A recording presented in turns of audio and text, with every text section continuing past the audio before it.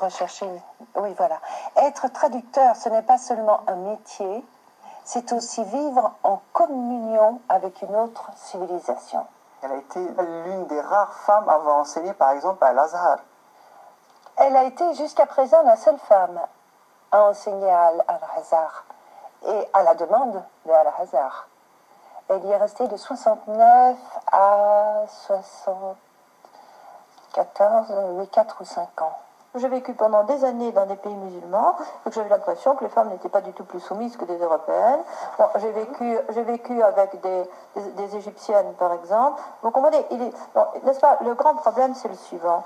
Vous ne pouvez pas comparer, il y a aujourd'hui près d'un milliard de musulmans dans le monde, étant en gros 500 millions de femmes. Ces femmes sont ou avocates au Caire, ou professeurs de médecine à Damas, ou ministres à Damas, et il y en avait plusieurs. Il y a maintenant une femme ministre algérienne, etc. Bon, je pense que ce ne sont pas de très pauvres femmes très soumises. Bon, on ne peut pas, je veux dire, on ne peut pas comparer ça d'un côté, bon, si vous voulez, avec des paysannes siciliennes enfermées chez elles, ou des femmes espagnoles il n'y a pas encore tellement longtemps, avec une mentalité méditerranéenne. Vous comprenez? Bon, il faut comparer ce qui est comparable. Bon, il faut comparer une femme prof de fac à Paris, une femme prof de fac au Caire. Je ne connais pas une femme musulmane. Je connais 500 millions de femmes musulmanes. Mais en 1909, son parcours intellectuel à l'époque était vraiment non seulement rare, mais parfois même choquant pour ses contemporains. Donc elle a eu un parcours d'homme, dirais-je, à ce point de vue-là.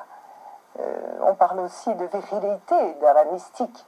Et elle l'a fait sans provoquer de révolution, sans choquer. C'était pas du tout son esprit, elle était trop universelle et trop respectueuse de l'être, pour des êtres en général, pour choquer quiconque. Car elle a été avant tout une femme soufie.